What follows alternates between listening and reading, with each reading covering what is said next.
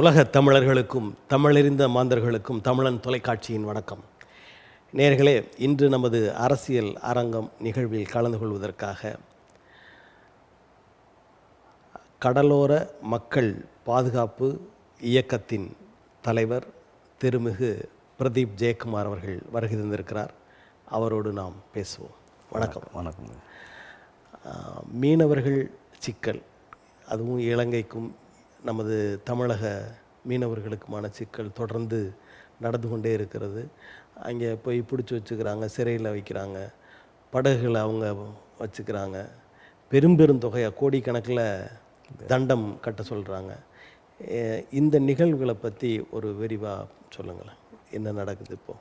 இல்லை, மீனவர்களை பொறுத்த வரைக்கும் பார்த்தீங்கன்னாக்கா, கவர்மெண்ட்டும் சரி, அது சென்ட்ரல் கவர்மெண்ட்டாக இருந்தாலும் சரி, ஸ்டேட் கவர்மெண்ட்டாக இருந்தாலும் சரி, ஒரு பாதுகாப்பு அரண் இவங்க வந்து நம்மளுடைய வாழ்வாதாரத்தை மேம்படுத்துகிறாங்க.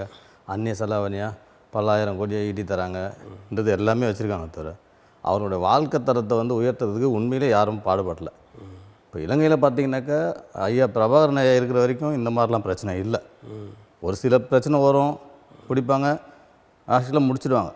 அதேமாதிரி ஜெயலலிதா அம்மா ஆட்சியில் இருக்கும்போது பார்த்திங்கன்னா ஒரு துரிதமாக நடவடிக்கை எடுத்தாங்க.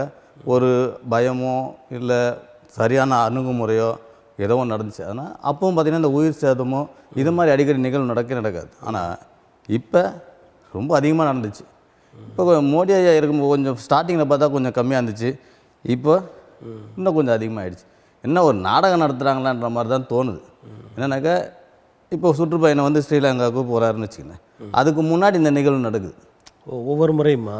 இல்லை, எனக்கு இந்த முறை பார்த்தீங்கன்னா ஒரு நாட்டுடைய பிரதமர் ஒரு நாட்டுக்கு போகிறாருனாக்கா அதுக்கு முன்னாடி எந்த விதமான அசம்பாவிதமும் ஒரு அமைதியான சூழல் வேணும். கண்டிப்பாக வேணும். இப்போ ஒரு மீனவர் வந்து சாதாரணமாக நம்ம எடை போட்ட முடியாது, சாதாரணமாக பேச முடியாது. எங்களை பார்த்தோன்னாக்கா ஒரு ஒரு ஒரு அரண் மாதிரி தான் இருக்கும்னாக்கா.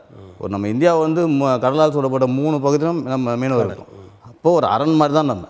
அந்த அரணுக்கே நீங்கள் வந்து அங்கே உழ வைக்கிறாங்கனாக்கா கட்டாயமாக அதை வந்து இவர் எதிர்க்கணும். இந்த முறை போயிருக்காரு, கண்டிப்பாக அவர்கிட்ட நம்ம வந்து ஒரு வேண்டுகோள் என்னென்னாக்கா, மேலும் இந்த மாதிரி பிரச்சனை வரக்கூடாது. என்னென்னாக்கா, ஒரு சின்ன நாடு பெரிய நாடுன்றது இல்லை, அதுவும் நாடு தான், ஸ்ரீலங்காவும் நாடு தான்.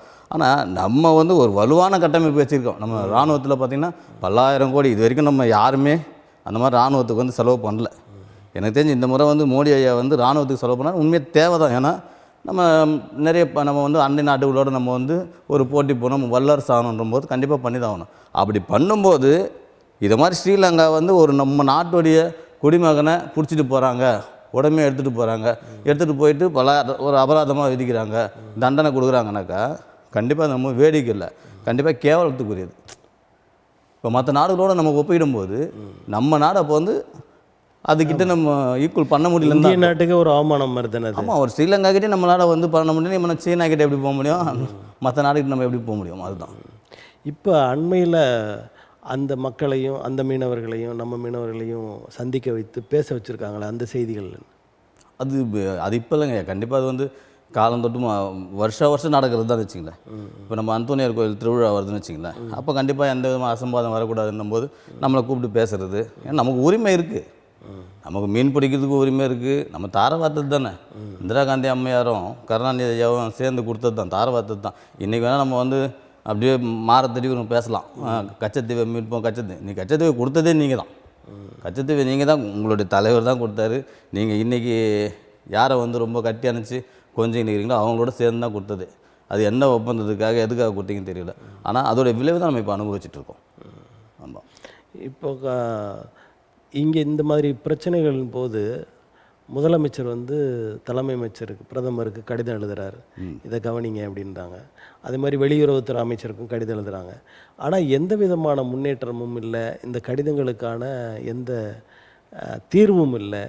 இப்படியே போயிட்டுருக்கு. இதற்கான காரணம் என்னன்னு நினைக்கிறீங்க? இவங்க கடிதம் எழுதுறதுன்றது வந்து அது வந்து சாத்தியம் இல்லைங்க. மற்ற ஒரு விஷயத்துக்கு வந்து எதுவாக இருந்தாலும் டக்குன்னு போராடுறாங்க.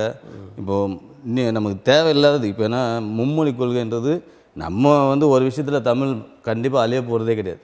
இப்போ உதாரணத்துக்கு நம்ம தமிழன் டிவியை வச்சே சொல்கிறதில்ல, ஒரு தமிழன் டிவினுக்கு தான் தமிழ் வளர்ந்துட்டு தான் இருக்குது. நம்மளை அழிக்க முடியவே முடியாது. யாராவது நம்ம அழிக்கணுன்றது வந்து இவங்களுடைய அரசியல் பிரச்சனையை வந்து ஒரு மக்கள்கிட்ட வந்து திசை திருப்புறதுக்காக இந்த மும்மொழி கொள்கை உடனே இந்திய எதிர்ப்புன்னு எடுத்துகிட்டு வருவாங்க. பொதுவாக உலகத்தில் ஒரு மக்கள் ஒரு கூட்ட மக்கள் பேசுகிற மொழியை அழித்து விட்டால் அந்த மக்கள் இனத்தையே அழித்து விடலாம் அப்படின்னு ஒரு செய்தி உண்டு, பொதுவானது. அது மாதிரி கொஞ்சம் கொஞ்சமாக இந்த தமிழை அழித்து விட்டால் மொத்தமாக இந்தி ஆகிடும், இந்த தமிழ் என்ற இனம் இருக்காது அப்படின்ற ஒரு முன்னேற்பாடு அப்படின்னு கூட இதை எடுத்துக்கலாம் அப்படின்னு திராவிட முன்னேற்ற கழகத்தில் சொல்கிறாங்க. அதனால் நாங்கள் எதிர்க்கிறோன்றாங்க. இல்லைங்க, அது நம்ம நிறைய நம்ம ஆழ்ந்து போனோம்னாக்கா அவங்க நம்ம எப்படி சொன்னால் எல்லா செய்தி தொடர்பு டிவிலையும் பார்த்தோன்னாக்கா அவங்க வச்சுட்டு இதை எப்படி சொல்கிறதுனா ஸ்கூல்லலாம் பார்த்திங்கனாக்கா தமிழே கிடையாது. ஃபஸ்ட்டு மொழியே முதல் மொழியை பார்த்திங்கனாக்கா பயிற்று மொழி வந்து இங்கிலீஷ் வச்சுருக்காங்க, அதுக்கடுத்தது ஹிந்தி வச்சுருக்காங்க. அப்போ அவங்களுக்கே அந்த அக்கறை இல்லைங்களா?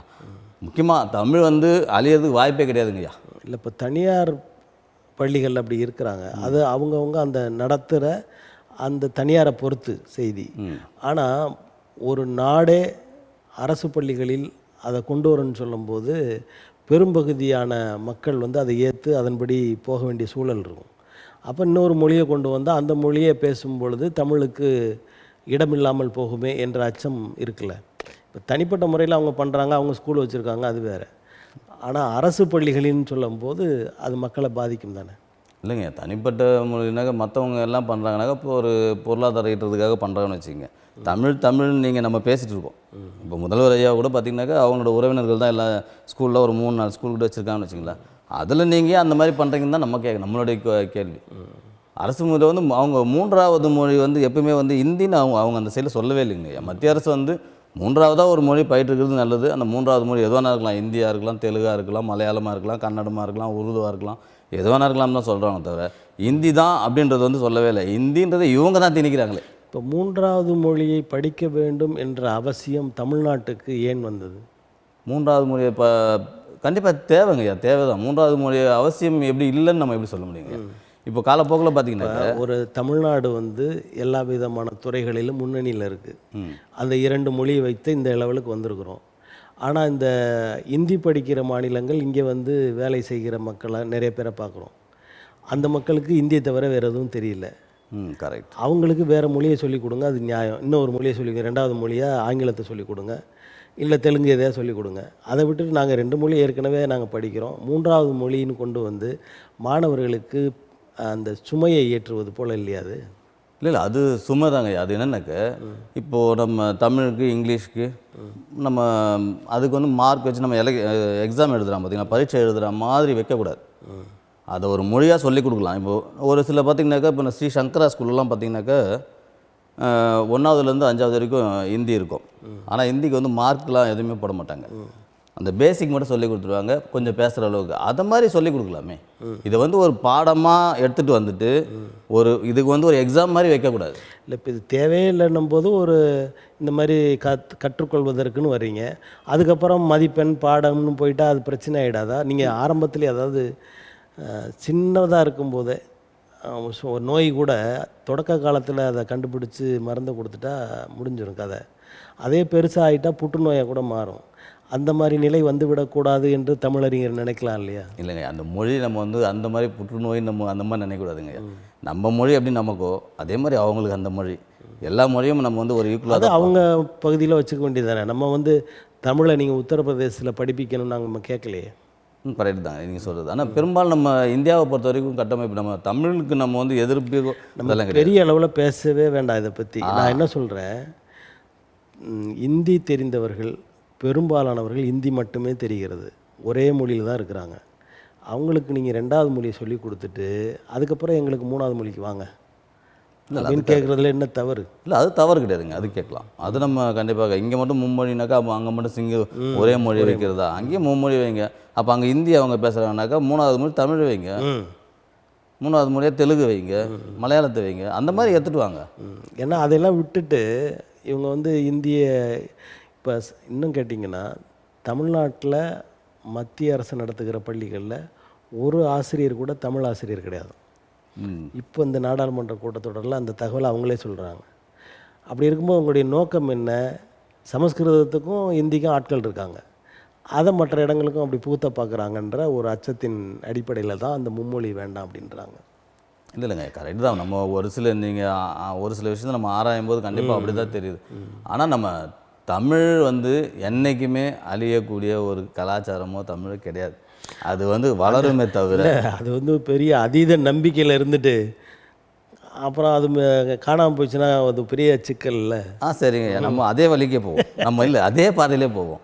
இப்போ இந்த மும்மொழி கொள்கையை ஃபஸ்ட்டு யார் கையில் எடுத்தது? ஃபஸ்ட்டு கையில் எடுத்தது பார்த்திங்கன்னா மும்மொழி கொள்கை கையில் எடுத்தது காங்கிரஸ் தான். இப்போ அதே காங்கிரஸ் அமைதியாக தானே இருக்கிறாங்க. ஏன் அந்த இப்போது இவங்களுடைய இந்தியா கூட்டணியில் தலைமையை வகிக்கிற காங்கிரஸ் வந்து இது தப்புன்னு ஒரு இடத்துலயாச்சும் அவங்க நிற்கிறாங்க. பொதுவாக தமிழர்களுக்கு எதிராக பெரிய கட்சிகள், அதாவது இவங்களோட உடன்பாடு இருக்கிற கட்சிகளாகவும் சரி, எதிராக இருக்கிற கட்சிகளும் கூட அவங்க நிலைப்பாட்டில் அவங்க சரியாக இருக்காங்க. ஆனால் தமிழ்நாட்டில் வந்து விளையாடுறாங்க.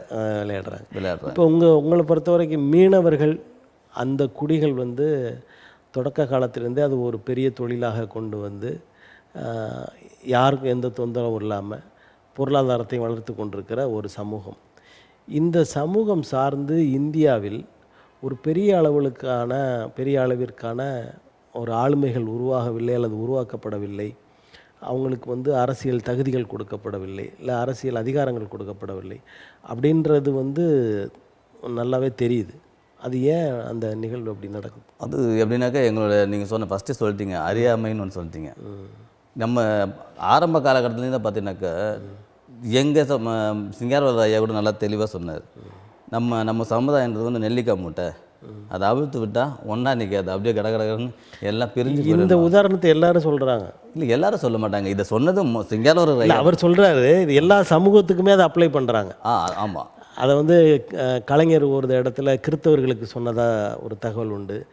ஒவ்வொரு சாதிகளுமே இதை எடுத்துக்கிறாங்க. நம்மளோட ஒற்றுமை இல்லைன்னு. இல்லை ஒற்றுமை கண்டிப்பாக வருங்க. இப்போ எப்படின்னாக்க இவ்வளோ நாள் ஏமாந்தது போதும், இனிமேல் மட்டும் கண்டிப்பாக ஏமாற மாதிரி. முன்னாடி நம்ம இதே நிகழ்ச்சி கூட பேசியிருக்கேன். திருமாவளவன் ஐயாலாம் வந்து கண்டிப்பாக ஒரு ஆளுமை நல்ல அப்போவே ஸ்டார்டிங்லேயே அவர் எம்பி ஆகிட்டு அவருடைய குரலை அங்கே ஒதுக்கி வச்சார். அதனுடைய விளைவாக வந்து நல்ல வளர்ச்சி அடைஞ்சிது. அந்த சமுதாயம் இப்போ மேலோங்கி நிற்கிதுனாக்கா கண்டிப்பாக அவர்லாம் ஒரு காரணம். இப்போ உங்கள் தந்தையார் காலத்தில் இந்த அமைப்பு கொஞ்சம் வலிமையாக இருந்தது, நிறைய இடங்களில் தெரிஞ்சுது. ஆனால் அதற்கு பிறகு ஏன் ஒரு தேக்க நிலை அப்படின்னு நினைக்கிறீங்க? இல்லை தேக்க நிலை இல்லைங்களா. இப்போ அவரால் அவருடைய எப்படி சொல்கிறதுன்னா அவருடைய சீடர்களான ஐயா கு பாரதி அவர்கள் போல், மாறனன் போல் இருக்கவங்கலாம் இப்போ எங்கள் ஊரில் பார்த்திங்கன்னா ரத்தினவேல் இருக்கார். அவர்லாம் இந்த சமுதாய அடிப்படையில் ஒரு சில விஷயம்லாம் பண்ணிகிட்ருக்காங்க. கண்டிப்பாக அது நல்லபடியாக வெற்றி அடையும். தேக்க நிலைன்றதில்ல. நம்ம சமுதாயத்தில் பார்த்திங்கனாக்கா அவர் வந்து போராளியாகவே வாழ்ந்துட்டார். என்ன போராட்டம் இதிலே தான் வாழ்ந்தாரே தவிர மற்றபடி நம்ம ஃபேமிலி அந்த மாதிரி வரல. அவர் மற்றவங்க எல்லாமே பேஸ் பண்ணி தான் வாழ்ந்தவன். இப்போ வந்து ஃபேமிலியும் பார்க்கணும், போராட்டத்தையும் பார்க்கணும், அந்த மாதிரி போகுது. அதனால் தேக்க நிலை கொஞ்சம் இருந்தாலும் கண்டிப்பாக இப்போது நெய்தல் மக்கள் கட்சி, அது இல்லாமல் நண்பர் இப்போது நடிகர் வந்து சாரத்னு ஒருத்தர் இருக்கார். அவர்லாம் வந்து நல்லபடியாக ஒரு எழுச்சியான வழியில் போயிட்டுருக்காரு. இப்போ இந்த மாதிரி கட்சி அமைப்புகள் எல்லாவற்றையும் சேர்த்து மீனவர்களுக்கு இதுதான் கட்சி அப்படின்ற ஒரு பெரிய ஒரு பலமான ஒரு நிர்வாகத்தை, ஒரு கட்சியை கொண்டு வருவதற்கு நீங்கள்லாம் முயலவில்லையா? இல்லை, முயற்சி பண்ணிட்டுருக்கோங்க. இந்த எலெக்ஷனில் நீங்கள் கண்டிப்பாக நம்ம மக்களும் பார்ப்பாங்க, அரசியல்வாதிகளும் கண்டிப்பாக பார்ப்பாங்க.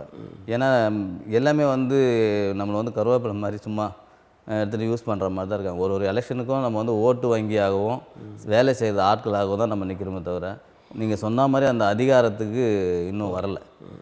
நம்ம ஜெயக்குமார் ஐயாலாம் வந்தார், ஆனால் அவங்க எல்லாம் அந்த கட்சிக்கு கீழே தான் இருந்தாங்களே தவிர சமுதாயன்றதுக்கு வரல. கேபிபி சாமி ஐயா கூட இருந்தார், அவரும் அந்த கட்சின்னு தான் இருந்தார் தவிர அந்த சமுதாயம் ஒரு கொள்கைன்னு வரும்போது. இப்போ அவங்க தம்பியும் ஒரு சட்டமன்ற உறுப்பினராக இருக்கார். ஆமாம், கண்டிப்பாக. ஆனால் அவர் வந்து சமுதாயம்னு பேசும்போது பார்த்தீங்கன்னாக்கா அவர் கட்டம் கட்டுருவாங்களே. இப்போ உதாரணத்துக்கு ஒரு பேனா கடலில் வைக்கிற பிரச்சனை ஒன்று வந்துச்சு. அந்த பிரச்சனைக்கு உண்மையிலே ஒரு மனசாட்சி படி பார்த்தோன்னாக்கா அவருக்கு உள் மனசு எல்லாமே இது தப்புன்றது தெரியும். ஏன்னா தொழில் ரீதியாக அவரும் தொழில் பண்ணவர், அவருக்கு தெரியும் இது தப்பு, இது வந்து கண்டிப்பாக நம்ம தொழில் வாழ்வாதாரத்தை கெடுக்குன்றது நல்லா தெரியும். ஆனால் இது பேச முடியாது. ஒரு சின்ன இடத்துல அந்த நினைவு சின்னம் வைக்கிறாங்க. ஆனால் ஒரு பெரிய இடம் அங்கே வந்து அணு உலை நிறுவுறாங்க அப்படின்ற போது அது தவறு இல்லையா? உங்களுக்கு பாதிப்பு ஏற்படுத்தாதா? இல்லை ஐயா, நம்ம அது போராடி தானே ஆகிறோம். நம்ம அணுகுலை வைக்கும் போதும் போராடினாங்க. போராடும் போது கடைசியில் பார்த்திங்கன்னா ஒரு முடிவு என்ன வருதுனாக்கா, கவர்மெண்ட்டுக்கு தேவைப்பட்டால், அரசுக்கு தேவைப்பட்டால் கொடுத்து தான் ஆகணும் போது தான். புதுப்பட்டினம் பார்த்திங்கனாக்கா அணுமின் உலை இருக்குது பார்த்திங்களா, அந்த இடம் நாங்கள் மூதாதையர் வாழ்ந்த இடம் தான் எல்லாமே. அது எல்லாமே அவங்க எல்லோரும் அப்புறப்படுத்திட்டு 3 ஊரை என்ன பண்ணாங்க, ஒரு ஒரு ஒரு இது மாதிரி பண்ணிவிட்டு புதுப்பட்டினம், உயாலிக்குப்பம், சட்ராஸ் இந்த மாதிரி ஊரெல்லாம் மொத்தமாக போட்டு இந்த இந்த இடத்த எல்லாத்தையும் பயன்பாட்டுக்கு வச்சுட்டாங்க. மீனவரை பொறுத்த வரைக்கும் அவருடைய பயன்பாட்டில் இருக்கிற இடங்கள் எல்லாம் கொடுக்குறாங்களே தவிர கவர்மெண்ட்டுக்கு அவங்க எதையுமே பட்டா பண்ணி வச்சுக்கல. அதுதான் இப்போ மீனவர்கள் வந்து தமிழ்நாடு அரசு ஏதோ ஒரு சிறிய பயன்பாட்டுக்காக சிறிய கடற்பரப்பை எடுத்துக்கொண்டால் நீங்கள் போராட்டம் செய்வதும், ஒன்றிய அரசு பெரிய அளவில் கடற்பரப்பை எடுத்துக்கொள்ளும்போது அமைதியாக இருந்து விடுவதும் நடக்கிறது அப்படின்னு சொல்கிறாங்க. இல்லை அந்த மாதிரிலாம் இல்லைங்க. இப்போது மத்திய அரசே பார்த்திங்கன்னா ஒரு ஒரு ஒரு பிளான் ஒன்று எடுத்துகிட்டு வராங்க, ஒரு ஸ்கீம் எடுத்துகிட்டு வராங்க. ஒரு அணுவிலையோ நம்ம கடல் நீர் குடிநீர் திட்டம் வந்து நம்ம ஸ்டேட் கவர்மெண்ட் தான். அது கூட நிறைய இடம் தான் எடுத்துருக்காங்க, பல ஏக்கர் கணக்கில் எடுத்துருக்காங்க. இப்போ பார்த்தீங்கன்னா கடலில் நம்ம ஈசிஆர் ரோட்டில் நீங்கள் போய் பார்த்தீங்கனாலே தெரியும், அந்த கடலில் அவங்க தண்ணி இழுக்கிறது பார்த்திங்கன்னா குறைஞ்சபட்சம் ஒரு 500-600 மீட்டருக்கு உள்ளே தண்ணி வருது கடல்லேருந்து. அப்போ அந்த இயற்கையை நம்ம சீண்டி அந்த தண்ணியை நம்ம இங்கே வர வைக்கும்போது அதுக்கு நம்மளே தான் நம்ம அழிவுக்கு பாதையை நம்ம தான் வகுக்கிறோமே. அந்த நீரோடைய வாட்டத்தை நம்ம தான் திருப்புறோம். அப்போ திருப்பும்போது அதோட வேகம் கொஞ்சம் வேகமாச்சுனா தான் தெரியும் அதோடைய விளைவு என்னன்றது. அப்போ நம்ம தண்ணீர் தேவைக்கு அதை தவிர்த்து வேறு என்ன செய்ய முடியும்னு நினைக்கிறீங்க? கண்டிப்பாக நிறைய இருக்குது. இப்போ மழை நீரை வந்து இன்றைக்கி கூட நீங்கள் பார்த்தீங்கன்னாக்கா காமராஜர் ஐயா பீரியடில் கட்டினது தான் இப்போது கல்லணையாகவும் இருக்குது, நிறைய நீர்த்தேக்கங்களாக இருக்குது. மற்றபடி நீங்கள் எதையுமே பண்ணவே இல்லைங்களே. நீங்கள் இப்போ நீங்கள் பேனா வைக்கிறது வந்து ஒரு நம்ம சிட்டிக்குள்ளே எவ்வளோ இடம் இருக்குது, கவர்மெண்ட் இடம். நீர்த்தேக்கம் மழை நீர் சேகரிக்கிற இடமா ஒரு குளமாகவோ நீர்வடையாகவோ மாற்றி நல்லபடியாக வைங்க. அதுக்கு ஐயா கலைஞர் பேரை வச்சுட்டு போங்க, அங்கே நீங்கள் பேனா வைங்க. மழைநீர் இப்போ பார்த்தீங்கன்னா மழைநீர் வந்து மேக்சிமம் வந்து ஒரு 70% வந்து தண்ணி வந்து கடலுக்கு தான் போகுதுன்றோம். அதை நம்ம தேக்கி வைக்கிற அளவுக்கு நம்மகிட்ட திட்டம் இல்லையா? இல்லை அவ்வளோ நம்ம வந்து கீழே இருக்குமா? திட்டம் போட எல்லாத்தையும் அழகாக பண்ணலாம். கடல் நீரை குடிநீராக்கும் திட்டம் தவறு அப்படின்னு நினைக்கிறீங்களா? ஆமாம், கண்டிப்பாக தவறு தாங்க ஐயா. இல்லை இப்போ வெளிநாடுகள்லாம் அதைத்தானே பண்ணுறாங்க நிறைய. ஏன்னா சிறிய நாடுகளில் சிங்கப்பூர் போன்ற நாடுகள்லாம் கடல் நீரை தான் குடிநீராக்கி கொடுக்குறாங்க. ஐயா, சிங்கப்பூர்ன்றது நம்ம வந்து ஒரு சென்னை மாதிரி தான் வச்சுங்க. அவங்களுடைய தேவை வந்து நீர் தேக்கத்துக்கு தனியாக இடத்த ஒதுக்க முடியாது. ஏன்னா நமக்கு இடம் இருக்குன்றீங்க. ஆமாம், நமக்கு நிறைய இடம் இருக்குங்களே. ஏன் இல்லை, இருக்கிற இடம் எல்லாமே நம்ம வந்து இப்போ ஐயா அம்பேத்கர் ஐயாவுக்கு மணிமண்டபம் கட்டியிருக்கோம், அது நீர்த்தேக்க இடம் தான் அது. ஏன் ஐயா அம்பேத்கர் ஐயாவுக்கு வேறு எங்கேயும் இடம் இல்லையா? ஒரு நீர் தேங்குற இடத்துல தான் வைக்கணுமா? அதேமாதிரி இப்போ சன் டிவி இடம் எடுத்துருக்காங்களே நம்ம எம்ஆர்சி நகர், அது ஃபுல்லாக பில்டிங் பாருங்கள், எவ்வளோ பெரிய பில்டிங். அது எல்லாம் நீர்த்தேக்கம். மழை பெஞ்சாலும் தண்ணி நிற்கிற இடம் தான் அது எல்லாமே. இப்போ கடைசியில் பார்த்திங்கன்னா திரும்பவும் இப்போது நவீன நீர் ஓடை சொல்லிட்டு ஏற்கனவே போட்டு அடைச்சிட்டு அதை சும்மா இப்போ தோன்றீங்க. அதை ஒழுங்காக நீர் ஓட்டமாகவே இருந்திருந்தாலே ஃபுல் அண்ட் ஃபுல் அது ஒரு ஒரு ரிவர் மாதிரி இருக்கும். அது மழை டைமில் பார்த்திங்கனாக்கா இந்த தண்ணியும் அங்கே கடலுக்கும் போயிட்டு வரா மாதிரி இருக்கும் நீரோட்டமாக. இங்கே நின்றுட்டு மீதமாகிற தண்ணி தான் அங்கே போகும். இப்போ அது எல்லாமே போயிடுச்சுங்க அந்த சைடில். இப்போ மீனவர்களின் வாழ்வாதாரம் பாதிக்கப்படுகிறது, இந்த அரசுகள் அதற்கு துணை நிற்கின்றன, அப்படிலாம் நீங்கள் சில நேரங்களில் போராட்டங்கள் நடத்துகிற எந்த விதத்தில் உங்களுடைய வாழ்வாதாரத்தை அரசு பாதித்தது அப்படின்னு நினைக்கிறீங்க? எங்களுக்கு வாழ்வாதாரம்னா இப்போ அடிப்படையில் இப்போ இலவச பட்டா கொடுக்குறாங்க. இது வரைக்கும் 62 காமராஜர் பீரியடில் தான் ஏதோ கொடுத்தாங்க போல இருக்குது பட்டாவே. அதுக்கப்புறம் இன்றைக்கி வரைக்கும் பட்டா தரல. நம்ம அங்கே தான் வாழ்ந்துட்டுருக்கோம். ஏற்கனவே எரிஞ்ச இடத்துக்கு வீடு கட்டி தர மாட்டுறாங்க. சும்மா வந்துட்டு சொன்ன மாதிரி 2000 1000ன்ற மாதிரி மட்டும் நமக்கு தராங்களே தவிர ஒரு நிலையாக ஒருத்தன் வாழ்வதற்கான வாழ்வாதார அடிப்படையே தரல நமக்கு. இப்போ ஏற்கனவே நீங்கள் குடியிருந்திருக்கீங்கல்ல, அந்த இடங்கள்லாம் இப்போ குடியிருக்கிறீங்களா, அதை விட்டு தள்ளி வந்துட்டீங்களா, இல்லை அந்த இடங்கள்லாம் பறிக்கப்பட்டதா?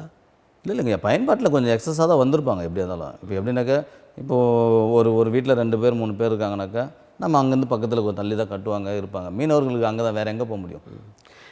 மீனவர்களை வந்து கடற்கரையிலேருந்து அப்புறப்படுத்துகிறார்கள் அப்படின்ற ஒரு பிரச்சனைலாம் வந்தது. அந்த மாதிரி என்ன பண்ணாங்க?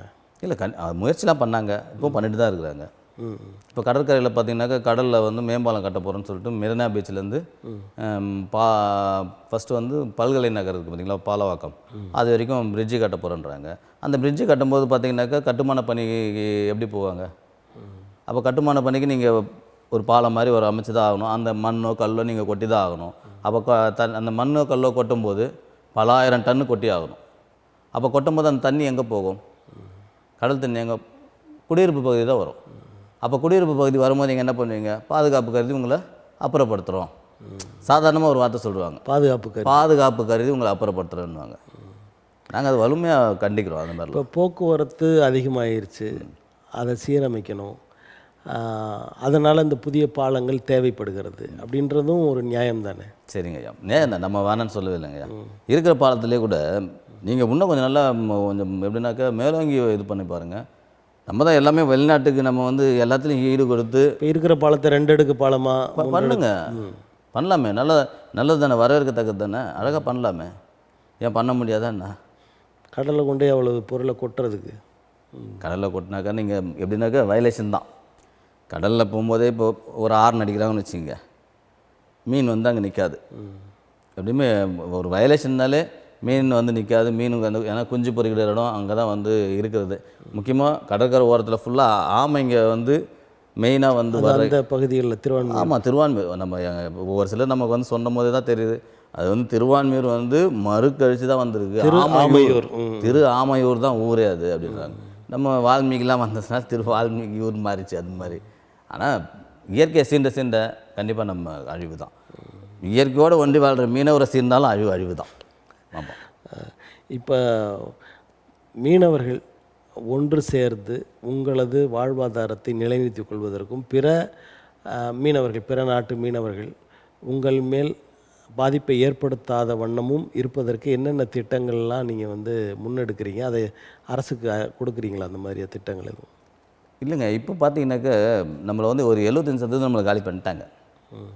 எப்படின்னாக்கா நம்ம அந்த சைட்லேருந்து பார்த்தீங்கன்னாக்கா பழவேற்காடு பார்த்தீங்கன்னாக்கா ஃபுல் அண்ட் ஃபுல் வந்து பாரம்பரியமாக மீனவர்கள் இருந்த பகுதிகள். எப்படின்னாக்கா முழுமையான 100% தொழில் செய்கிறவங்க. அவங்க வந்து வேறு மாட்டு தொழில் போக மாட்டாங்க, 100% தொழில் பண்ணுறவங்க தான். அவங்க எல்லோரும் என்ன பண்ணிங்கன்னா, அந்த சுனாமி வந்த ஒரு காரணத்தை வச்சுட்டு அப்படியே அப்புறப்படுத்திட்டாங்க. இப்போ அப்புறப்படுத்தி அந்த இடத்த என்ன பண்ணுறாங்கனாக்கா, காலியான இடத்த வந்து இப்போ லேஅவுட் போட்டு சேல் பண்ணிகிட்ருக்காங்க. அப்போ பாதுகாப்பு இல்லாத இடம் தான் நீங்கள் சொன்னீங்க. அது எப்படி லேஅவுட்? அப்போ லேஅவுட் போட்டு இப்போ நீங்கள் வைக்கும்போது அது பாதுகாப்பு ஆகி போச்சா? அப்போ கவர்மெண்ட்டு, அதிகாரிங்க, அரசியல்வாதிங்க அவங்க சேர்ந்து பண்ணால் அது பாதுகாப்பு. இப்போது அங்கே நம்ம ஆளுங்க இல்லை. இப்போ அந்த தொழில் செய்தவர்கள் வேறு தொழிலுக்கு போயிட்டாங்களா? வேறு தொழிலுக்கு போகிறதுங்க. இங்கேருந்து லாங் போகிறாங்க, ஒரு 2 கிலோமீட்டர் 3 கிலோமீட்டர் தாண்டி போய் தொழில் செய்கிறாங்க. இப்போ விடிய காலம் அவங்க எழுந்துறாங்கனாக்கா ஒரு 3 மணிக்கு எழுந்துட்டு ஃபஸ்ட்டுனாக்கா நேரமும் விரயமாகுது, எரிபொருளும் விரயமாகும். என்ன ஒன்று, இப்போ இந்த பிரிட்ஜு கட்டிட்டாங்க, பிரிட்ஜு கட்டணும், ரோடு போட்டாங்க, அதனால் கொஞ்சம் பரவாயில்ல. இப்போ உங்களுடைய இந்த அமைப்பு எதை எதிர்நோக்கி உங்களது பயணம் போய் கொண்டிருக்குன்னு சொல்லலாம்? எங்களோட அமைப்பு வந்து பார்த்திங்கனாக்கா அரசியல் தான். நம்ம இது வரைக்கும் வந்து அமைப்பாகவோ இயக்கமாக இருந்தோம். இப்போ நம்ம நெய்தல் மக்கள் கட்சியோட இணைஞ்சு கண்டிப்பாக பயணிப்போம். நாங்கள் ஒரு சிலரோட பேச்சுவார்த்தைலாம் பண்ணிகிட்ருக்காங்க. அதான் முன்னாடி சொன்ன மாதிரி அண்ணன் விஜய் அவர்கள்லாம் கட்சி ஆரம்பிச்சிருக்காங்க. அவங்கெல்லாம் ஒரு பேச்சுவார்த்தைலாம் கண்டிப்பாக பண்ணுவாங்க. ஏன்னா இந்த 2 கட்சியும் நம்ம நம்புகிற மாதிரி கொஞ்சம் இல்லை. ஏடிஎம்கேவாவது பரவாயில்ல, திமுக ரொம்ப ரொம்ப நமக்கு வந்து மோசம். இப்போ அடுத்த முறை 2026 திராவிட முன்னேற்ற கழகம் வெற்றி பெறும் அப்படின்னு நினைக்கிறீங்களா? நிச்சயமாக வராது. ஏன், என்ன காரணம்? நிச்சயமாக வராது. ஒரே ஒரு விஷயம், அவங்க வந்தாங்கனாக்க இந்த கூட்டணி உடையாமல் இருந்தால் மட்டும்தான் வருவாங்க. இந்த வலுவான கூட்டணி, ஏன்னா முன்னாடி கூட்டணி வச்சு தான் ஜெயித்தாங்க. ஐயா திருமாவளவன் ஐயா கூட பார்த்திங்கனாக்கா இவ்வளோ தப்பு நடக்குது, இவ்வளோ கற்பழிப்பு நடக்குது, இவ்வளோ கொள்ளை நடக்குது, இப்போ அந்த 8 வழி சாலை கூட தான் எல்லாமே முன்னெடுத்துன்னுக்குறாங்க. அது எல்லாம் எதிர்த்தவங்க ஏதோ அமைதியான ஒரு பொம்மை மாதிரி ஆகிட்டாங்கன்றது தான் தோணுது. கொஞ்சம் வருத்தமாகவே இருக்குது. ஆனால் இந்த கூட்டணி வந்து உடைவதற்கான வாய்ப்பு இல்லை அப்படின்னு சொல்கிறாங்க. இல்லை, கொஞ்சம் கஷ்டம்தான். ஏன்னா கூட்டணியை தக்க வச்சு அதை கரெக்டாக காப்பாற்றுறது திமுக வந்து மிஞ்சவே முடியாது. அவங்க வந்து அதில் வந்து நல்லா ஒரு தேர்வானவங்க. அதனால் ஆனால் உடையும் ஒரு நம்பிக்கை தான். யாராவது ஒருத்தர் கண்டிப்பாக போவாங்க. அந்த ஒருத்தர் போனாலே முடிஞ்சிச்சு. அது உடையுமா இல்லை உடையணும்னு நீங்கள் நாங்கள் எதிர்பார்க்குறோங்க ஐயா, எதிர்பார்க்குறோம். ஏன்னா இது வந்து ஒரு நல்லாட்சி மாதிரி தெரியல. ஏதோ ஒரு கம்பெனிக்கிட்ட வந்து ஒரு பிராண்டை வந்து எப்படி சொல்கிறதுனாக்கா வலிமைப்படுத்துறதுக்கு, ஒரு பிராண்டை வந்து மக்களிடம் சேர்க்கறதுக்காக முதல்வர் ஐயா முயற்சி பண்ணுற மாதிரி தான் இருக்குது. எல்லாம் சும்மா நல்ல சட்டை போட்டு வந்து கண்ணாடி போட்டு உட்காந்துட்டு பேசுறது கிடையாது. களத்தில் இறங்கி செய்யணும். இப்போ வந்து முன்னாடி மோடி ஐயா வந்து இந்த ரோட் ஷோ பண்ணுவார் பார்த்தீங்களா, அதையெல்லாம் கேலி கிண்டல் செஞ்சவங்க இவங்க. ரோட் ஷோ செய்கிறது வந்து அரசியல் கிடையாது. இப்போ இவங்க செய்கிறாங்களா? இப்போ அவருடைய வேலையை அதை தானே ஆயிடுச்சு. இப்போ வாரத்தில் 2 நாள் ரோட் ஷோ தான் பண்ணுகிறாரு அவர். அது வந்து மனு வாங்குறாரு, மக்களோட குறைகளை எதிர்பாராத விதமாக அவங்க போய் கேட்குறாங்க. மனு வாங்கினதுடைய இப்போ கரூரில் ஒரு மனு வாங்கினுடைய பொட்டியை பார்த்தீங்கன்னாக்கா குப்பை தொட்டியில் இருந்திருக்கு. அப்போ அது யாரோட தப்பு? அது அந்த ஒரு தப்புக்காகவே நீங்கள் கண்டிப்பாக ரிசைன் பண்ணிட்டு போகணும். ஒருத்தருடைய பிரச்சனையை அவன் மன வேதனையை எந்த அளவுக்கு அவங்க உங்ககிட்ட ஒரு நம்பிக்கையாக ஒரு மனுவாக கொடுத்துருந்தாங்கனாக்கா அந்த மனுவை ஒன்று நீங்கள் எங்கே கண்ணுக்கு காணாமல் எரிச்சிட்டு இருந்தால் கூட போகிறா இல்லையா? அது ஒரு குப்பை தொட்டியில் போய் இருக்குது. அதை வந்து எடுத்துகிட்டு வந்து பொதுமக்களுக்கு வந்து அதுவும் அதிமுக கிட்ட கொடுக்குறாங்க. அதை நேரடியாக பேரோட படிக்கிறாங்க ஒரு பொதுக்கூட்டத்தில். அப்புறம் அதில் என்ன இருக்குது அதில்? அப்போ அந்த பேரை படிக்கிற அவனுடைய வேதனை எவ்வளோ இருக்கும்? அப்போ இதே மாதிரி தானே எல்லாத்தையும் பண்ணியிருப்பீங்க. நடிகர் விஜய் அவர்கள் பொதுக்குழு கூட்டுகிறார். தமிழ்நாட்டின் 3வது பெரிய கட்சியாக அந்த கட்சி தமிழக வெற்றி கழகம் வந்துவிடும் அப்படின்லாம் அவங்க கட்சிக்காரர்கள்லாம் பேசுகிறாங்க. ஆட்சியை பிடிப்பதும் நாங்கள் தான் என்று சிலர் பேசுகிறாங்க. உங்களது பார்வை? ஆரம்பிக்கிறவங்க எல்லாமே 3வது கட்சிலாம் சொல்கிறதில்ல. முதல் கட்சி நாங்கள் தான், எங்கள் கிட்ட தான் வாக்கு வங்கி இருக்குது அப்படின்னு தான் சொல்லுவாங்க. ஆனால் கண்டிப்பாக நான் வாழ்த்துக்கள், கண்டிப்பாக அவர் ஜெயிக்கணும். ஏன்னா இப்போ பார்த்தீங்கன்னாக்கா இந்த பொதுக்குழுக்கு கூட நெருக்கடி வந்து ரொம்ப அதிகமாக கொடுத்துருக்காங்க. ஆளுகின்றார். ஆமாம்மா, ஆளுகின்றார். ஏன்னா இப்போது நம்ம திருவான்மியூர் பகுதியில் பார்த்தீங்கன்னாக்கா இந்த பலூன் மாதிரி ஒன்று விடுறதுக்காக ரெடி பண்ணி இப்போ நீங்கள் கூட தான் இப்போது ஐயா துணை முதல்வர் ஐயாவோட பலூன்லாம் கட்டியிருந்தாங்க.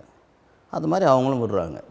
அது ஏன் அதை ஒரு பெருசாக எடுத்துக்கிட்டு உடனடியாக போயிட்டு காவல்துறை போய் எடுத்து முதல்ல இறக்க சொல்லுங்கள், இல்லைன்னா கேஸை போட்டுருவோன்னு சொல்லி மிரட்டுறது, இதெல்லாம் தப்பு. இது வந்து நல்ல ஒரு எப்படி சொல்கிறதுன்னா ஒரு நாகரிகமாக இல்லை. அதுதான். இப்போ விஜய் அவர்களுடைய கட்சி எந்த அளவிற்கு தமிழ்நாட்டில் தாக்கத்தை ஏற்படுத்தும் அப்படின்னு நினைக்கிறீங்க? ஏற்படுத்திடுச்சு. ஏற்படுத்திடுச்சு. அதனால தான் நீங்கள் அழுத்தமே கொடுக்குறீங்க. இப்போ அதனால் ஒருத்தர் வளர்ந்துட்டான், ஒருத்தர் நின்றுட்டான்றதுனால தான் நீ அழுத்தமே கொடுக்குறீங்க. அவர் வளர்ந்துட்டாங்க. ஆனால் என்னன்னாக்கா இப்போ எலெக்ஷன் வரும்போது என்ன நீங்கள் ஃபஸ்ட்டு கேட்ட மாதிரி திமுக கண்டிப்பாக வருமா அப்படின்றீங்க. அது மாதிரி இவங்க கண்டிப்பாக வருவாங்களான்னு கேட்டாங்கனாக்கா கண்டிப்பாக அது கேள்விக்குறி. ஃபஸ்ட்டு முறை எதுவும் பண்ண முடியாது. ஃபஸ்ட்டு முறை நம்ம அந்த ஓட்டு வங்கியை தக்க வைக்கிறதுக்காக ஒரு சில விஷயத்தை பண்ணுவோம். இப்போ இந்த கெஜ்ரிவால் போன்றவர்கள்லாம் முதல் முறையாகவே முதலமைச்சர் ஆயிடுறாங்களே, அந்த மாதிரி விஜய்க்கான வாய்ப்பு இல்லையா? இல்லை, அது கொஞ்சம் கஷ்டங்கய்யா. டெல்லியில் பார்த்தீங்கன்னாக்கா அது நம்ம வந்து வேறு சின்ன மாநிலம். நம்ம ஒரு விஷயத்தை நம்ம எடுத்தோம்னாக்கா ஈஸியாக அங்கே நிறைய படித்தவங்க நிறைய பேர் இருக்காங்க. உண்மையாக சொல்ல போனால் இங்கே வந்து நம்ம பிடிச்சவங்கள வச்சுருந்தாகிறோம். கலைஞர் ஐயாவை பிடிச்சதுனாக்கா அவங்க நல்லது பண்ணாலும் கெட்டது பண்ணாலும் சூரியன்னா சூரியன் தான். எம்ஜிஆர் ஐயாவை பிடிச்சதுனாக்கா அவங்க நல்லது பண்ணாலும் கெட்டது பண்ணாலும் ரெட்டையில்னா தான். அந்த மாதிரி தான் நம்ம இருக்குமே தவிர கொஞ்சம் ரொம்ப ஆராயிற அளவுக்கு இல்லை. இன்னும் அந்த ரொம்ப அந்த எப்படி சொல்கிறதுனா ஆழமாக அரசியல் படித்தவர்கள் அதிகப்பட்டா வந்து ஆட்சி மாறும் அப்படின்னு நினைக்கிறீங்களா? படிக்கிறவங்க அரசியலை புரிஞ்சுக்கணும். முதல்ல அரசியல் என்ன நடக்குது, சும்மா நம்ம போகும்போது ஒரு போஸ்டரை பார்த்துட்டோம், பேப்பரை படிச்சுட்டோன்றதில்ல, ஆராயிடும். முதல்ல ஒரு விஷயம் நம்ம மேலே என்ன திணிக்கிறாங்க. இப்போ உதாரணத்துக்கு கடன் வந்து பார்த்திங்கனாக்கா அவங்க இருக்கும்போது வந்து 12 லட்சம் கோடி எதை சொன்னாங்க. இப்போ பார்த்தா ஒரு எப்படி பார்த்தா இப்போ இந்த ஒரு குறிப்பிட்ட 4 வருஷத்துலேயே ரெட்டிப்பாக ஆகிட்டுருக்குன்றாங்க. அப்போது ஆக நீங்கள் இலவசம்னு கொடுத்து தான் நம்ம கெடுக்குறீங்க. நம்ம இலவசம் கேட்கவே இல்லையா? பஸ் பாஸ் ஃப்ரீ பஸ் யாருன்னா கேட்டாங்களா? ஃப்ரீயாக 1000 ரூபாய் யாருன்னா கேட்டாங்களா? யாரும் கேட்கவே இல்லையா? இப்போ மக்கள் கேட்டால் தான் நன்மை செய்யணும், இல்லைன்னா தேவையில்லைன்னு நினைக்கிறீங்களா? அப்படி நீங்கள் கேட்குறது நீங்கள் பண்ணுங்கன்றோம். ஒரு அடிப்படையாக தேவை என்னவோ அதை பண்ணுங்கன்றேன். ஒரு இடத்துல போராட்டம் எங்கேயுமே நடக்கல, எல்லா போராட்டமும் நடக்குது. எல்லா போராட்டமும் அந்த எப்படின்னா அந்த பசியை பொறுத்து தான் நடக்குது வச்சுங்க. அதுக்கு என்ன வழியோ அங்கே பண்ணுங்கள். நல்ல படிப்பு கொடுங்க, நல்ல மருத்துவத்தை கொடுங்க. ஒருத்தர் எதுக்காக பணத்தை தேடி போகிறான்? கவர்மெண்ட்டில் சரியில்லை, பையனை படிக்க வைக்கணும், கவர்மெண்ட்டில் சரியில்லை, நம்ம மருத்துவம் பார்க்கணும் அப்படின்றதுனால தான் நம்ம சேர்க்குறான். நீங்கள் நல்ல மருத்துவமும் கல்வியும் நல்லபடியாக கொடுத்துட்டிங்கனால ஆட்டோமேட்டிக்காக அவன் பார்த்துட்டு போகிறான். நீங்கள் ஃப்ரீயாக கொடுக்கவே தேவையில்லையே. மற்றதை நீங்கள் 1000 ரூபாய் கொடுக்குறது 5000 ரூபாய் கொடுக்குறது வேணாம். அதெல்லாம் இப்போ ஃப்ரீயாக கொடுக்கக்கூடாதுன்றீங்க. ஆனால் அவங்க ஃப்ரீயாக கொடுக்குறாங்க, இலவசம் கொடுத்து ஆட்சியும் நடத்தி கொண்டிருக்கிறாங்க. இந்த முறையை ஒன்றிய அரசும் அதை வந்து பின்பற்றி அவங்களும் ஆட்சிக்கு வராங்க. இது வந்து எல்லா மாநிலங்களையும் பரவுவதற்கான வாய்ப்புகள் இருக்குது. இது நல்ல ஒரு நிகழ்வு அப்படின்னு நினைக்கிறீங்களா? இல்லை, ரொம்ப ரொம்ப நல்லது. தப்பு. அது மிக மிக மோசமான நிகழ்வாக தான் இருக்கும், மோசமான விளைவை தான் தரும். அது ஏன்னா இன்றைக்கி நம்ம மறைமுகமாக எவ்வளோ கடன் போகுதுன்னு ஒவ்வொருத்தரோட தலையில் எவ்வளோ போகுதுன்னு தெரியல. இதே நிலம் போச்சுனாக்கா நம்ம திவால் தான் ஆகணும். நம்ம நாட்டை இன்னொரு இடத்துல அடகு வைக்கிற மாதிரி தான் ஆகும். ஆல்ரெடி அடகு தான் வச்சுட்டு இருக்குன்னு வச்சுங்க, அடகு வைக்கிற மாதிரி தான். அப்போ சுயமாக நம்ம வந்து எந்த ஒரு முடிவும் எடுக்க முடியாது. அப்போ யார்கிட்ட நம்ம கடை வாங்குறோமோ அவன் சொல்கிறது தான் முடிவாகும். அவன் இங்கே அணுவில் வச்சு அவனா வச்சு தான் ஆகணும். இங்கே வந்து நீங்கள் வந்து அவனுக்கு நமக்கு அழிவே தர ஒரு விஷயமா இருந்தால் கூட பண்ணி தான் ஆகணும். அந்த மாதிரி தான் போகுது. இப்போ நடிகர் விஜய் அவர்கள் வளர்ந்து வருகிறார், அவருக்கான வாய்ப்புகள் இருக்குது அப்படிலாம் சொல்கிறீங்க. ஆனால் இந்த விஜயை அரசியலுக்குள்ளே கொண்டு வந்தவர்கள் பிஜேபிக்காரர்கள், அவங்களுக்குள்ள ஒரு ரகசிய உறவு இருக்கிறது. அது மட்டும் இல்லாமல் அவருக்கு வந்து உயர் பாதுகாப்பு, பிரிவு பாதுகாப்புலாம் கொடுக்குறாங்க அப்படின்ற ஒரு பேச்சு இருக்குது. ஐயோ, பிரிவு பாதுகாப்பு கொடுக்குறதுனாக்கா 2 விஷயம் இருக்குது.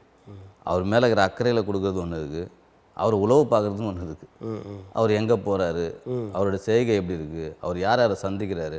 ஏன்னா இந்த பிரிவு பாதுகாப்பு தான் நீங்கள் இன்ஸ்ட்ரக்ஷன் அங்கே கொடுக்கணும். நான் இன்றைக்கி இங்கே போகிறேன்றது, நான் இங்கே போகிறேன், எனக்கு நான் அங்கே போய் இவங்களை பார்க்கணும், அவங்க யார் இவங்க யாருன்னு இங்கே கொடுக்கணும். இதை வந்து பிரிவு பாதுகாப்புக்கு அவர் கொடுத்தாங்கனாக்கா உளவு பார்க்குறதுக்காக கொடுக்கலாம். இல்லை, இதை வந்து அவர் தான் போய் கேட்டார் அப்படின்றாங்களே. யாருங்கய்யா? விஜய் அவர்களே கவர்னர்கிட்ட போய் எனக்கு பாதுகாப்பு வேணும் அப்படின்னு கேட்டார் அப்படின்னு சொல்கிறாங்க. இருக்கலாம், அது கேட்டால் கூட இருக்கலாம், கேட்டதாக கூட அதை அவங்க யூஸ் பண்ணிட்டு இருக்கலாம். இப்போ நம்மளே போய்ட்டு ஒரு உளவு பார்க்குறதுக்கு எப்படி, அப்போ நீங்களாம் வந்து விடுற மாதிரி இருக்குது. ஆனால் இப்போது பிஜேபியோடைய அவர் வந்து ஒரு பிஓ சிஓ இருக்கிறாருன்னு தான் சொல்கிறான்னு வச்சுங்களேன். பிஜேபின்னா நம்ம நாட்டில் வந்து தடை செய்யப்பட்ட கட்சியா, இல்லை அந்த கட்சியோடு யாரும் பேசக்கூடாது, அந்த கட்சியோடு வந்து உடன்பாடு இருக்கக்கூடாதா? இருக்கட்டுமே. இதே திமுக ஒரு முறை பிஜேபியோட கூட்டணி அலையன்ஸ் வச்சு எல்லாத்தையும் அனுபவிச்சவங்க தானே. யார் அனுபவிக்கல சொல்லுங்கள்? எல்லாமே தான் அனுபவிச்சாங்க. ஏடிஎம்கேவும் அனுபவிச்சுது. ஏடிஎம்கேவாவது அமைச்சரவையில் இல்லை, இவங்க வாஜ்பாய் ஐயா பீரியடில் வந்து அமைச்சரவையில் இருந்தாங்க. டிஆர் பாலு ஐயாலாம் வந்து கப்பல் துறையை வச்சுருக்காங்க. இன்னும் 2-3 அமைச்சர் இருந்தாங்க. எல்லாம் அனுபவிச்சவங்க தானே. ஏன் அப்போ பிஜேபி வந்து தெரியலையா நமக்கு பிடிக்காத கட்சி, நம்மளை அழிக்கிற கட்சி? அப்போ அவங்களே அதற்கு பிறகு நாங்கள் தவறு செய்து விட்டோம் அப்படின்னு சொல்லி கலைஞர் அவர்களும் ஜெயலலிதா கூட நான் இனிமேல் அந்த மாதிரி பண்ண மாட்டேன், தவறு செய்து விட்டேன், அவங்களோட கூட்டணி வைத்தது அப்படின்ற மாதிரிலாம் பேசியிருக்காங்க. அப்போது இந்த இரு பெரும் கட்சிகள் அவற்றை பின்பற்றுகிற அதில் உறுப்பினராக இருக்கவங்கெல்லாம் பாரதிய ஜனதா கட்சி தமிழ்நாட்டிற்கு தேவையற்ற ஒன்று அப்படின்ற நினைவில் தானே இருந்திருக்காங்க. தேவையற்ற ஒன்றுன்னு நம்ம எந்த கட்சியும் நிர்ணயிக்க முடியாதுங்கய்யா. இப்போ இங்கே வந்து இப்போது திமுக அதிமுக மாதிரி அங்கே பிஜேபி காங்கிரஸ் ஆயிடுச்சு. இவங்கள வலுவான காங்கிரஸில் வந்து ஒரு வலுவான தலைவர் இல்லை. அதனால் வந்து இதில் பார்த்திங்கன்னா அவர் நல்ல ஒரு அறிவாளி, அவ்வளோதான். மோடி ஐயா வந்து நல்ல அரசியல்வாதி, நல்ல அறிவாளி, நல்லபடியாக திறமையான ஆள் உண்மையில். மற்றபடி கொஞ்சம் பொதுமக்களை வந்து கீழ்த்தட்டு மக்களையும் விவசாயிகளையும் பார்த்தாருனாக்கா அவரை ஒன்றும் பண்ண முடியாது. அந்த மாதிரி தான் இருக்கார்.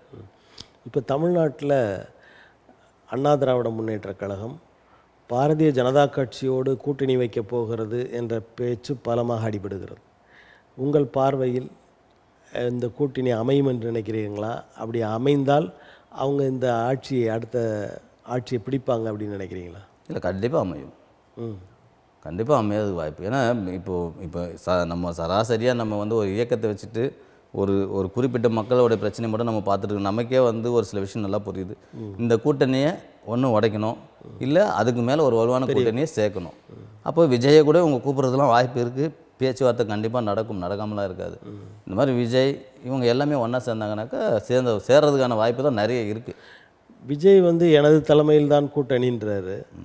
அப்போ இவங்க எடப்பாடி பழனிசாமி அவர்கள் அது ஒரு பெரிய கட்சி, இந்த தலைமை அவற்றை கொடுத்துட்டு இவங்க வந்து அங்கே கூட்டணியில் இருப்பாங்கன்னு எப்படி நம்ப முடியும்? இல்லை, அது விஜய் சொன்னார்னாக்க அண்ணன் வந்து அது வந்து கொஞ்சம் மாற்றி தான் ஆகணும். ஏன்னா நம்ம இப்போ தான் அவங்க பிறந்திருக்காங்க. ஒரு சில விஷயத்தை நம்ம கற்றுக்கணும். எவ்வளோ விஷயம் இருக்குது. நம்ம அரசியல் நிபுணர் பிரசாந்த் கிஷோர் ஐயா இருக்கிறவர், அப்புறம் நம்ம ஆதவ் அர்ஜுன் நம்மகிட்ட வந்துட்டார் அப்படின்றதெல்லாம் வந்து சும்மா எதுக்கு? அதே பிரசாந்த் கிஷோர் ஐயாவுக்கே தெரியும் திமுகவுடைய பலம் என்ன தெரியும், பலவீனமும் என்னன்னு தெரியும்.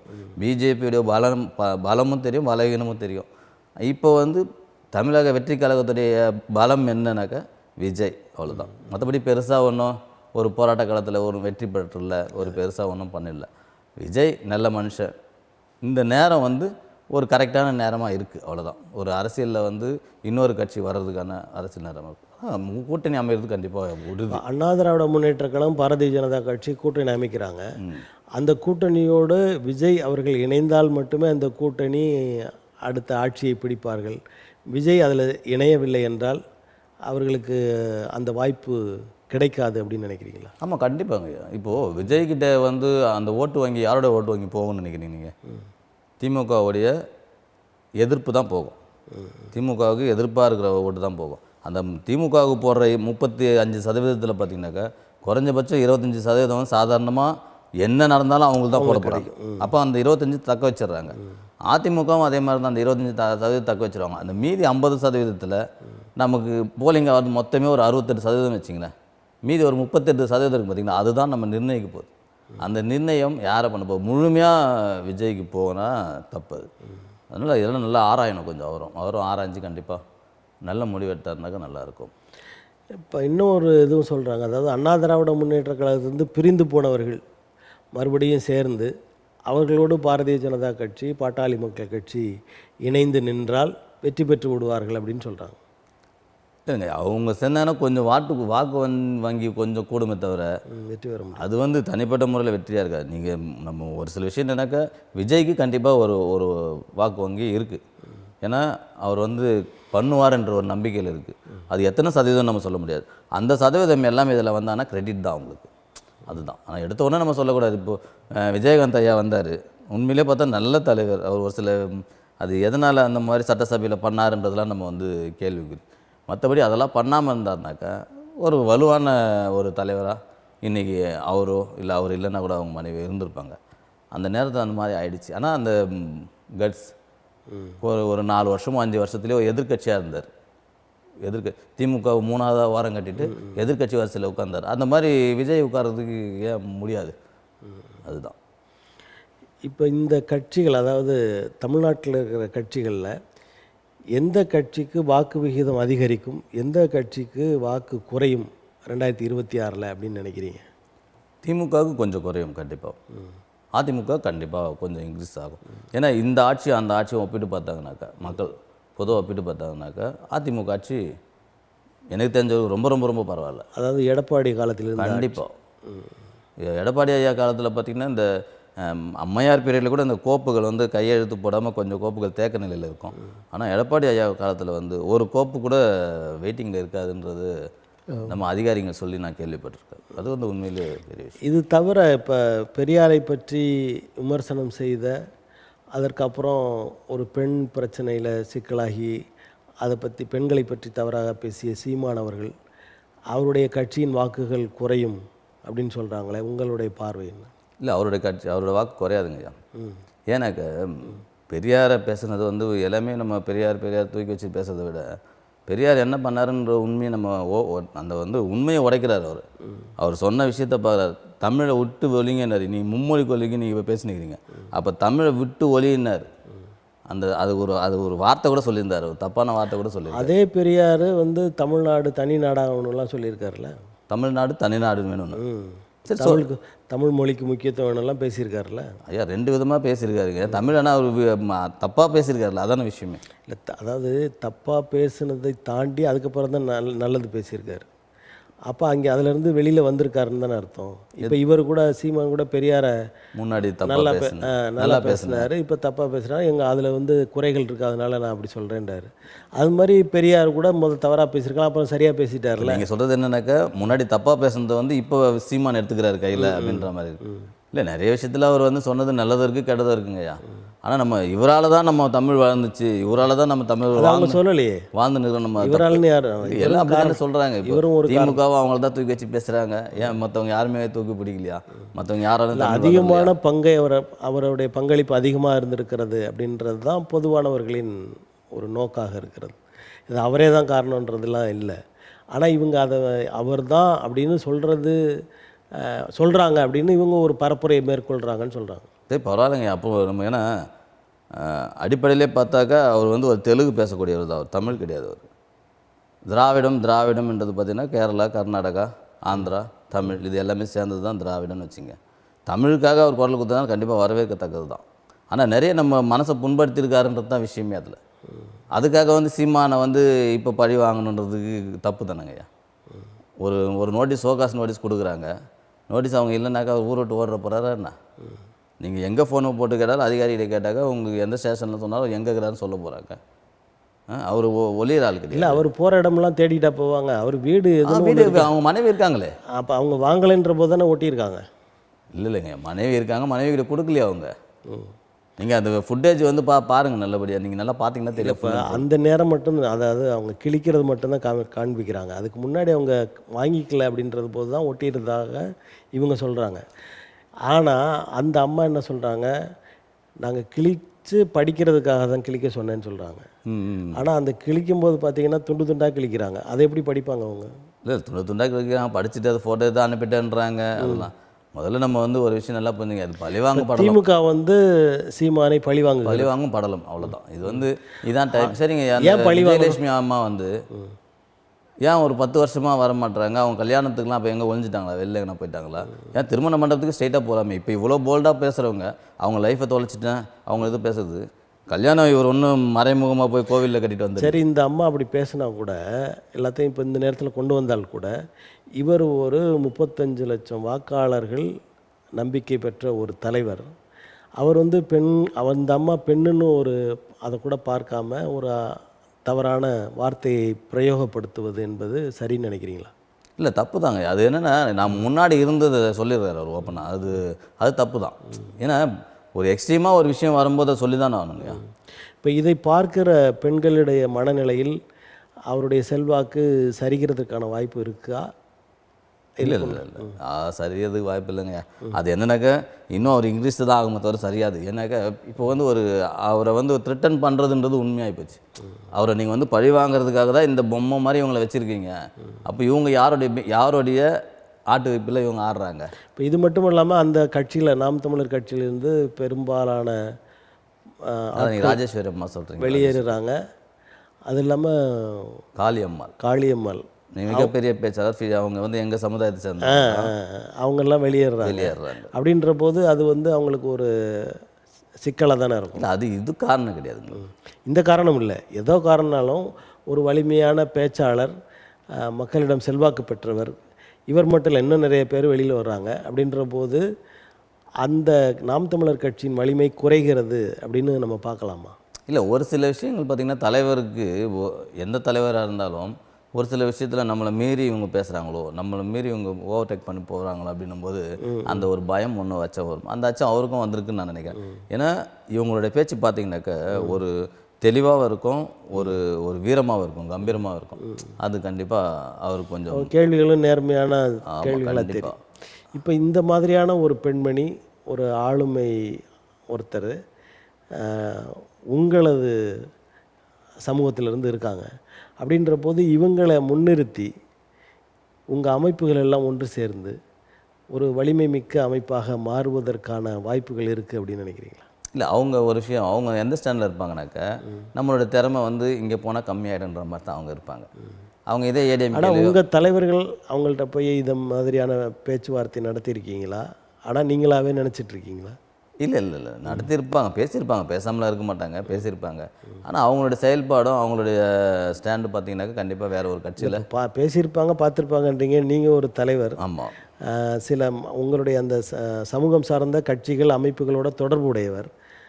அவங்க யாராவது போனாங்கன்ற ஒரு தீர்க்கமான உறுதியான செய்தி உங்களுக்கு கிடைக்கும். அப்போ நீங்கள் வந்து அதை முன்னெடுத்து செல்லலை அப்படின்னு கூட நாங்கள், அவங்களுடைய ஸ்டாண்ட் என்னவா இருக்கும்னாக்கா அதை நான் வரவேற்கத்தக்கது தான். அவங்க எந்த கட்சியில் சேர்ந்தாலும் பரவாயில்ல, அது ஏடிஎம்கேவாக இருந்தாலும் சரி, திமுகவாக இருந்தாலும் சரி, பிஜேபியாக இருந்தாலும் சரி.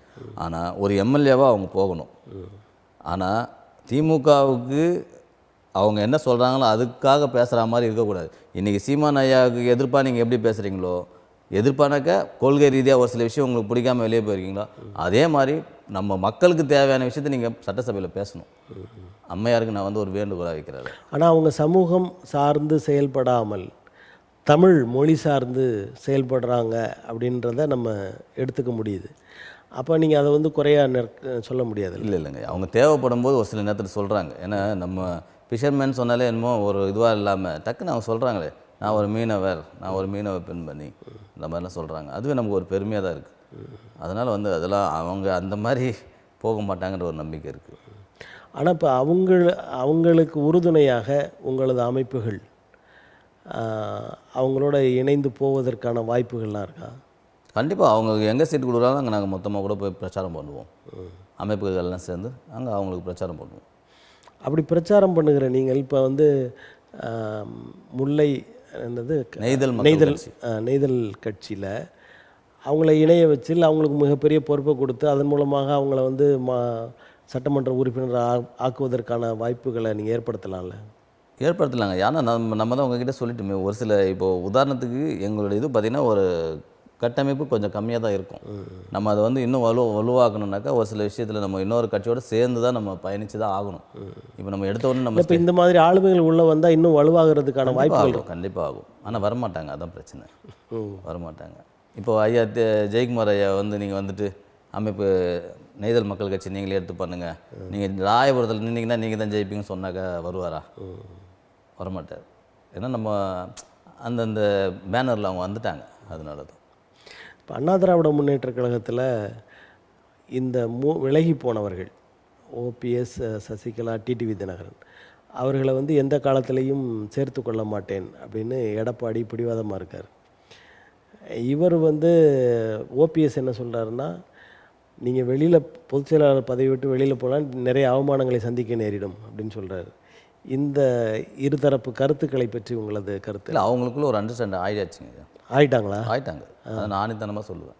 ஓபிஎஸ் ஐயாவும் இபிஎஸ் ஐயாவும் ஒரு அண்டர்ஸ்டாண்டிங் ஆகிட்டாங்க.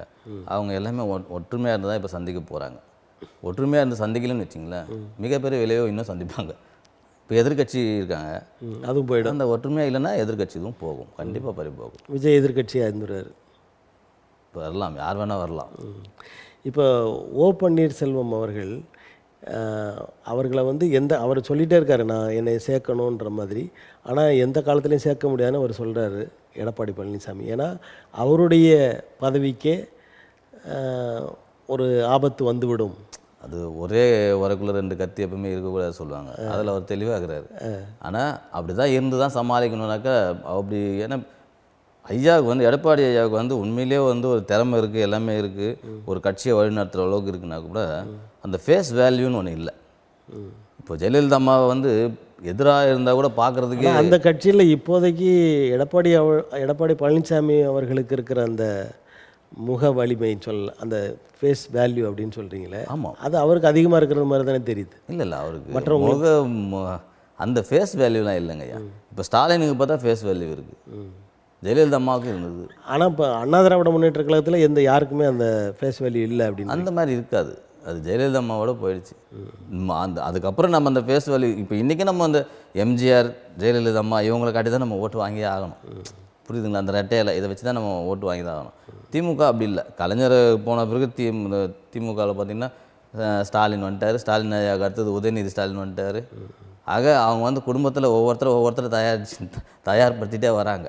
இதில் நம்மளதில் இல்லை. இதில் வந்து கொஞ்சம் அந்த அம்மா வந்தாங்க, சசிகலா அம்மா வந்தாங்க, அவங்களுக்கு கூட இல்லை. ஆனால் இருந்தாலும் அந்த மாயை உருவாக்கிடுவாங்களோ நம்ம ஃபஸ்ட்டு ஸ்டார்டிங்கில் நினச்சாங்க. ஆனால் அதுவும் தோல்வி தான் அடைஞ்சிச்சு. இப்போ தமிழ்நாட்டில் திராவிட முன்னேற்ற கழகம் மக்களுக்கான நலத்திட்டங்கள், முக்கியமாக அந்த பேருந்து பயணம், இலவச பேருந்து பயணமும், மகளிருக்கான உரிமை தொகையும், இது வந்து பெரிய அளவில் பெண்களை போய் சேர்ந்திருக்கிறது. இது ஜெயலலிதா காலம் வரைக்கும் பெண்களுடைய வாக்குகள் அதிகமாக அண்ணா திராவிட முன்னேற்ற கழகத்திற்கு கிடைத்திருக்கிறது.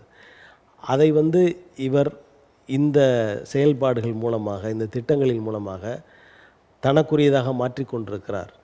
திராவிட முன்னேற்ற கழகத்திற்கு அந்த வாக்குகள் மாறுகின்றன அப்படின்னு சொல்கிறாங்க. இல்லை, மாற்றது முயற்சி பண்ணுறாங்க, ஆனால் அது மாறாது. ஏன்னா இலவச பஸ் வந்து பார்த்திங்கன்னா நீங்கள் ஒயிட் போர்டு விட்டீங்க, ஒயிட் போர்டு எண்ணிக்கையை கம்மி பண்ணிட்டீங்க, எண்ணிக்கையை கம்மி பண்ணிட்டு ஏசி பஸ்ஸும் மற்ற எல்லோ போர்டு தான் இப்போ விட்டுருக்கீங்க நிறைய. ஃபஸ்ட்டு வந்து ஒரு 30% இருந்த பஸ்ஸு இது வந்து பார்த்தோன்னா இப்போ 20%, 15% தான் இருக்குது.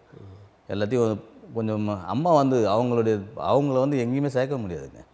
ஏன்னா அவங்கள பார்த்திங்கன்னா ஒவ்வொரு விஷயமும் பாருங்கள், எல்லாம் பெண்களை வந்து மையப்படுத்தி பெண்களுக்கு வந்து பெருமை தரக்கூடிய வழியாக பெண்கள் வந்து எந்த இடத்துலையும் வந்து அவங்க வந்து ஒரு எப்படி சொல்கிறதுன்னா ஒரு கூச்சப்படுற அளவுக்கு இல்லாத அளவுக்கு தான் பண்ணாங்க. எல்லா பேருந்து நிலையத்திலும் பாலூட்டு நிலையம் அமைச்சாங்க. ரயில் இதில் வந்து பாலூட்டு நிலையம் அமைச்சாங்க. தாலிக்கு தங்கம் கொடுத்தாங்க. மினி பஸ்ஸு கொடுத்தாங்க. இப்போ நம்ம திருவான்மியூர் பகுதியில் பார்த்தீங்கன்னா லட்சுமிபுரம், திருவான்மியூர் கோவில், அப்புறம் பார்த்தீங்கன்னா கொட்டிவாக்கம், அப்புறம் பார்த்தீங்கன்னா தரமணி உள்ள இன்டீரியருக்குள்ளே எல்லாம் பஸ்ஸு போயிட்டு இருந்தது. இப்போ அந்த பஸ்லாம் இல்லவே இல்லைங்களே. இப்போ அந்த மினி பஸ்ஸு சின்னதாக வந்து ஒரு வேன் மாதிரி இருந்ததுன்னு வச்சுங்க. கவர்மெண்ட்டுக்கு செலவு தான், ஆனால் அந்த அவங்களோட இதுக்கு நல்லா இருந்துச்சு, மக்கள் நல்லா யூஸ் பண்ணாங்க. அது எல்லாத்தையும் நீங்கள் க்ளோஸ் பண்ணிட்டீங்களே.